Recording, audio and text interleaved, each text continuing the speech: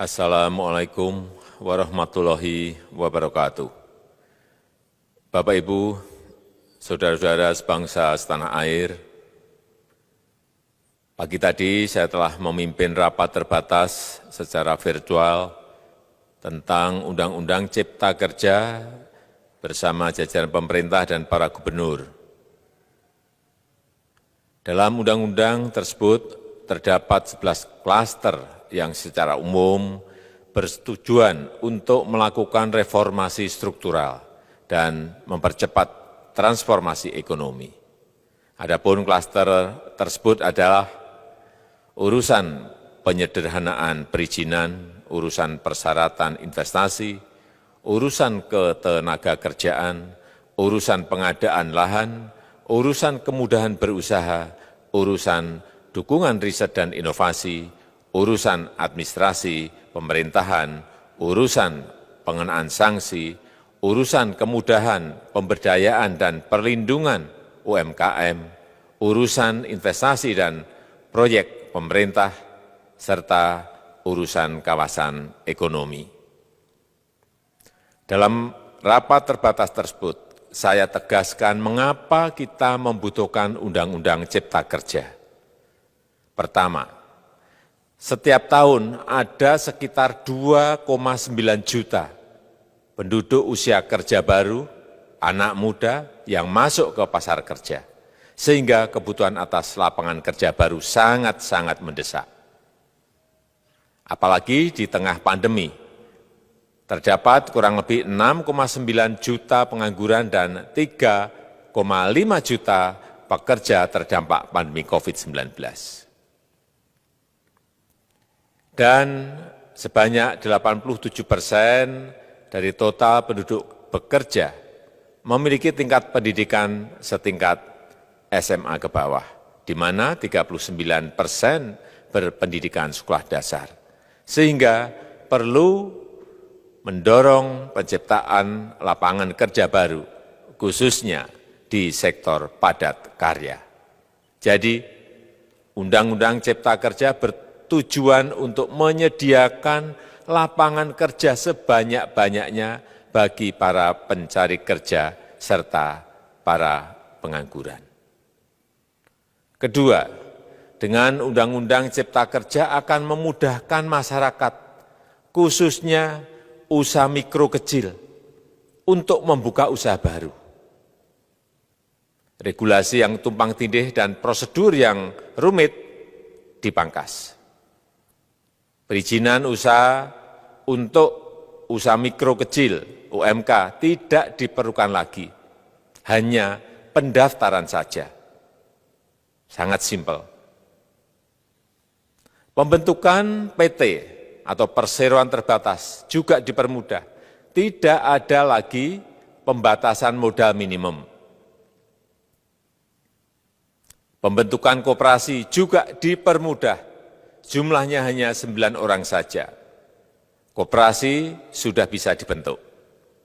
Kita harapkan akan semakin banyak koperasi-koperasi di tanah air. UMK, usaha mikro kecil yang bergerak di sektor makanan dan minuman. Sertifikasi halalnya dibiayai pemerintah, artinya gratis.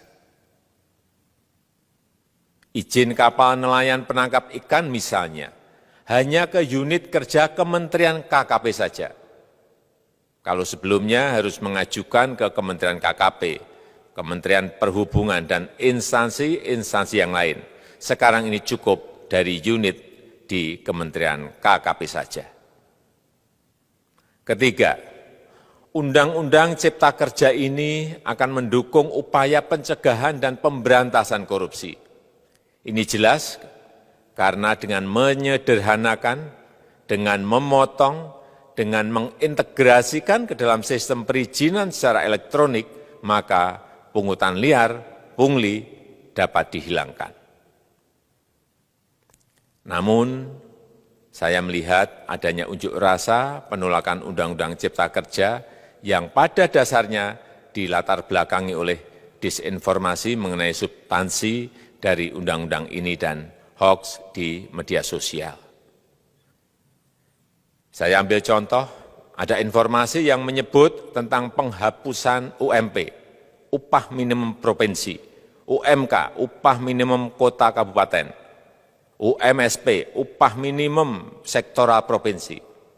Hal ini tidak benar, karena faktanya upah minimum regional, UMR, tetap ada. Ada juga yang menyebutkan bahwa upah minimum dihitung per jam. Ini juga tidak benar. Tidak ada perubahan dengan sistem yang sekarang. Upah bisa dihitung berdasarkan waktu dan berdasarkan hasil. Kemudian adanya kabar yang menyebutkan bahwa semua cuti sakit, cuti kawinan, cuti khitanan, cuti baptis, cuti kematian, cuti melahirkan, dihapuskan. Dan tidak ada kompensasinya. Saya tegaskan juga ini tidak benar. Hak cuti tetap ada dan dijamin. Kemudian apakah perusahaan bisa mem-PHK kapanpun secara sepihak? Ini juga tidak benar. Yang benar, perusahaan tidak bisa me-PHK secara sepihak. Kemudian juga pertanyaan mengenai benarkah jaminan sosial dan kesejahteraan lainnya hilang. Yang benar, jaminan sosial tetap ada. Yang juga sering diberitakan tidak benar adalah mengenai dihapusnya AMDAL, analisis mengenai dampak lingkungan. Itu juga tidak benar. AMDAL tetap ada. Bagi industri besar harus studi AMDAL yang ketat. Tetapi bagi UMKM lebih ditekankan pada pendampingan dan pengawasan. Ada juga berita mengenai Undang-Undang Cipta Kerja ini mendorong komersialisasi pendidikan. Ini juga tidak benar. Karena yang diatur hanyalah pendidikan formal di kawasan ekonomi khusus, di KEK. Sedangkan perizinan pendidikan tidak diatur di dalam Undang-Undang Cipta Kerja ini. Apalagi perizinan untuk pendidikan di pondok pesantren. Itu tidak diatur sama sekali dalam Undang-Undang Cipta Kerja ini. Dan aturannya yang selama ini ada tetap berlaku. Kemudian diberitakan bahwa keberadaan bank tanah. Bank tanah ini diperlukan untuk menjamin kepentingan umum, kepentingan sosial, kepentingan pembangunan nasional, pemerataan ekonomi, dan konsolidasi lahan serta reforma agraria. Ini sangat penting untuk menjamin akses masyarakat terhadap kepemilikan tanah, kepemilikan lahan. Dan kita selama ini tidak memiliki bank tanah. Saya tegaskan juga bahwa Undang-Undang Cipta Kerja ini tidak melakukan resentralisasi kewenangan dari pemerintah daerah ke pemerintah pusat. Tidak ada.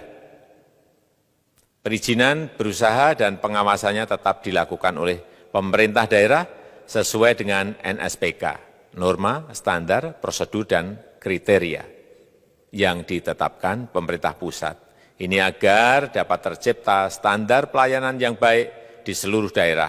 Dan penetapan NSPK ini dapat nanti akan diatur di dalam PP atau peraturan pemerintah.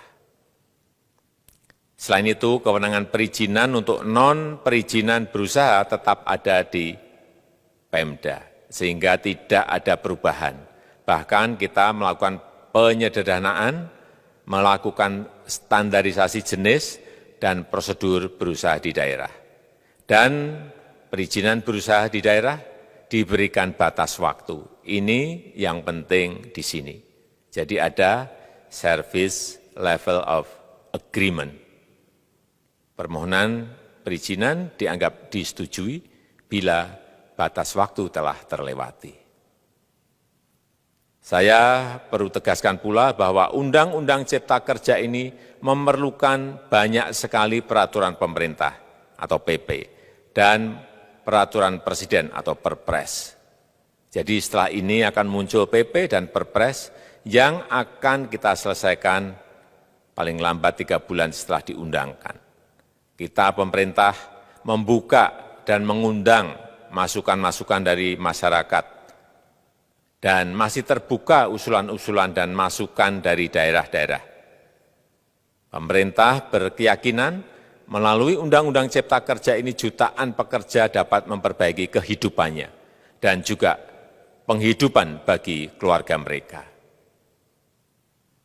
Dan kalau masih ada, jika masih ada ketidakpuasan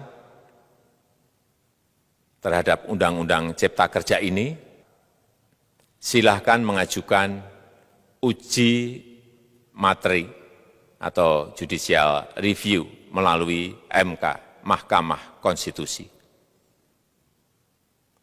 Sistem ketatanegaraan kita memang mengatakan seperti itu. Jadi, kalau masih ada yang tidak puas dan menolak, silahkan diajukan uji materi ke MK. Saya rasa itu yang bisa saya sampaikan pada kesempatan yang baik ini. Terima kasih. Wassalamualaikum warahmatullahi wabarakatuh.